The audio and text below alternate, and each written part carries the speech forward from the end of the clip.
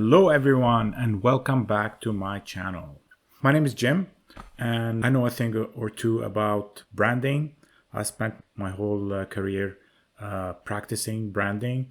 The purpose of this video today is to talk about how to build your personal brand, how to build your image within a company, right? And that is something that a lot of people they need, when working in companies. There's a lot of people they work in a company, they don't stand out, they're not recognized, they do in their view they're doing great work, but nobody's seeing it, right? So what's the problem here? The problem is that you don't have visibility. You're not portraying yourself in the right way in order for people to see you. And sometimes you're good, it's like you are a hidden gem, So what's the use of being a hidden gem or the best kept secret? What's the use? It doesn't mean anything. What you need to do is you need to apply the principles of branding, specifically personal branding, in order to be seen in your company, in your environment, right? So how do you do that? So that's the purpose of this video today. And we're going to do other videos about like influencers, how to build your personal brand, or artists or musicians, whatever, But let's start here. So the methodology is the same, but the tactics are different for different type of people who want to build their personal brand, specifically people who are employed in companies, right? The first step is to define your brand environment. There is something very, very, very crucial here, is that you cannot be everything to everybody. Let's tackle the first element here. It's like define your brand environment, your playing field. As a brand, you are a person working in a company. So let's look at defining your brand environment. A key thing here is that you are in the center of this environment. You are the epicenter of this brand environment. You are the brand, right? And there are circles around you, circles of people you influence, people you interact with, types of people. And not all of them are in the same way you interact with them, and not all of them will have the same kind of impact on your career, but nevertheless, there is some kind of interaction and some kind of impact, right? So let's look at that and then see what type of people would have at some point an impact on your career. Don't forget to hit the subscribe button, like and subscribe, because it helps the channel. I want to do a lot of videos. So your career might involve other activities other than your work in a company. You might become an expert in your field. Do you do public speaking on your subject of expertise? You might write books about it. You might make courses about it. You might do coaching, consulting, writing, any type of any type of opportunity of related to your field, right? So you would want to build a personal brand that would serve you whatever direction and twists and turns you take in your career, right? And not limited to your current employment environment. So what I'm trying to say is that expand your horizon into the totality of your career journey throughout your life. And think about who are the people or the type of people that would have an impact on this journey, that will have an impact on your career growth and progression. Who are they? So I have a few in mind. You might add to them, right? So that's called the brand environment, defining your brand environment. First of all, recruiters, right? So if you're working in a certain industry, specifically, recruiters specialize in your industry or function, like marketing, then, marketing recruiters, or IT, specialized recruiters. They're specialized recruiters. They specialize in your industry or your function, right? It is good to cultivate an ongoing relationship with these people. Not only when you're looking for a job. When you're looking for a job, you're desperate. They see it. So it's not like, oh yeah, I want to be your friend, when I'm looking for a job. No. Even when you have a job, you have to cultivate relationships with these people, because these people at some point in time, they might have an opportunity for you, in 5 years time, 7 years time, 3 years time, 10 years time, you never know, right? So Cultivate relationships with specialized recruiters, right?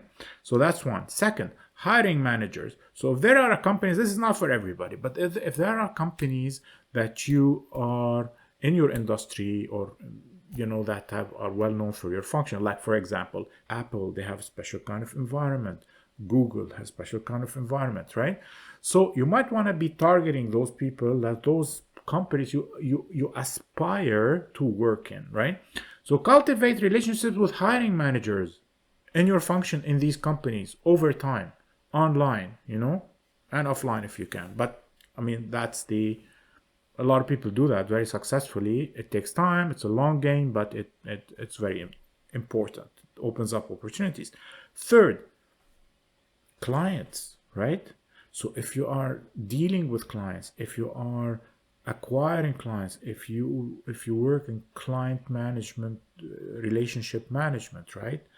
Then it's super obvious that if you're doing a good job and you're servicing them properly, then they are key. So don't underestimate this category. Your clients could be your best proponents, right? Fourth is industry colleagues, right? So you meet people in your industry, whatever your industry you're in, through events, through trade shows, whatever. Make friends, make contact. It doesn't have to be someone that you want to sell something to. It doesn't have to be that way. They're industry colleagues. You might exchange information. You might exchange insights about what's happening in your industry, trends. They might have an opportunity for you. You might have an opportunity for them. There could be partnership opportunities in the future. So think of them as friends, right? So making friends, people in the same industry, and same industry or same function, like for example in sales and marketing, whatever, accounting, finance. These are specific functions. So specialized people, you might want to socialize with industry peers, right? Or a certain industry, like the IT industry, like developers. So the fifth category is industry association. So this is related to industry colleagues, but it's about the associations, the affiliations. Like, be part of these associations. Why?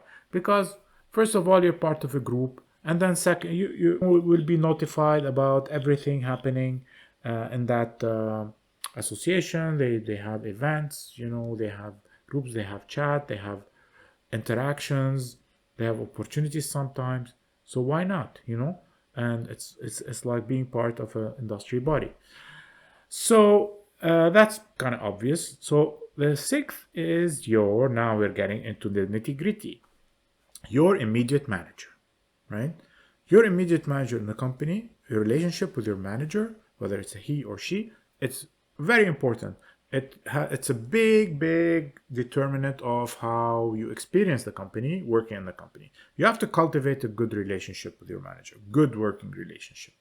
Another person in the company, so the CEO, the top authority in the company, and other leadership team members, you want to be on their good side, right? You want to be friend. At least you don't have to be their bestie, but you can be, at least when they think about you, you want them to think about you in a favorable way.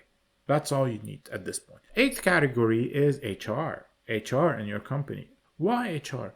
Because they're in the business of dealing with people, because they are the pivotal, a pivotal function within the company. They connect people.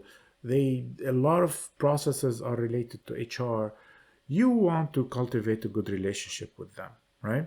And to be on their good side. Ninth is colleagues in your company. Colleagues in your company. So your colleagues within your department and other departments, you want to cultivate good relationships with them. Not everybody, but people who interest you, people who you are interesting to, right?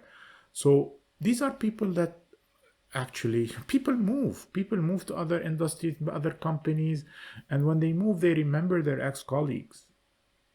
They remember them, especially if they have good relationship with them, and that opens up opportunities for collaboration, for recruitment, they might recommend you. I'm talking throughout your lifetime. I'm not saying that you're gonna quit your job right now and then look for another job. That's not the case. I'm just saying that throughout your career, you're gonna be changing companies. You're gonna be changing industries. So these things will come in very handy. This kind of relationships, right? And then 10th category is industry vendors and suppliers. So that's often overlooked. You deal with a lot of vendors and suppliers. Treat everybody with respect. That's my advice. Amicably, with respect. Give them the respect they deserve. They will remember this and they will recommend you. And if they will keep in touch with you. And if they see an opportunity that is right for you, they will let you know. You know, if you treat them with respect and esteem, right? So that's my recommendation for industry vendors, suppliers. And then 11th is freelancers, contract workers. So this is, why is this important? Because at some point in your career, you need to, maybe already you're building a team, or maybe you need to build a team in the future. So freelancers, contract workers can help you build a team, or help you fill gaps. And they might become like full-time employees at some point, but not. It doesn't have to be that way. What is important is that to create those relationships with people who can help you get your job done. And then whatever position you're in, then you would have a network of people who can actually do things, and things, proven things that you have tested them in. So if you tested a freelancer that can deliver good quality on time, then this is an asset. You can use this person in this company, or whatever role that you have in the future. Same thing with vendors and suppliers. They're part of your network. You're building your network. So that's what we mean by brand environment. It's your network, right? Composed of all these things. Last but not least is business contacts in the wider business community in your city, local, whatever, why? It's the proximity, right? So proximity creates, there's maybe local opportunities, maybe it's just, being close and being face to face can create some kind of affinity or opportunity for some people. So it's not as crucial as the others, but it could be a good asset as well.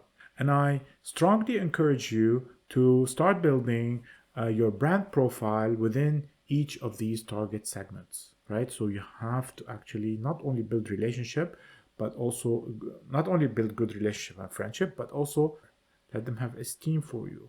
Let them know what kind of personal brand you are, what makes you special, right? So your unified core image should be relayed to these people, right? And we will talk more about the methodology in the next video about how to create that image or the brand model specifically for a working professional, working company. What is the step? How do you create that brand model so that you can focus your message, so that you'll be able to create your brand messaging. When you talk to someone, you'll be able to relay the right messaging about your brand to them in a short period of time, because sometimes you don't have too much time, right? That's the thing. This kind of methodology, this kind of branding thinking, branding strategies will help you get across your personal brand to your environment to actually advance your career throughout your life, assuming that you have the right skill sets. You start with the right skill sets and the ability to do your job at a high level of quality. All right, that's all for today. And there's much more videos to come about exploring other aspects of personal branding. All right, take care. Have a great day. Bye.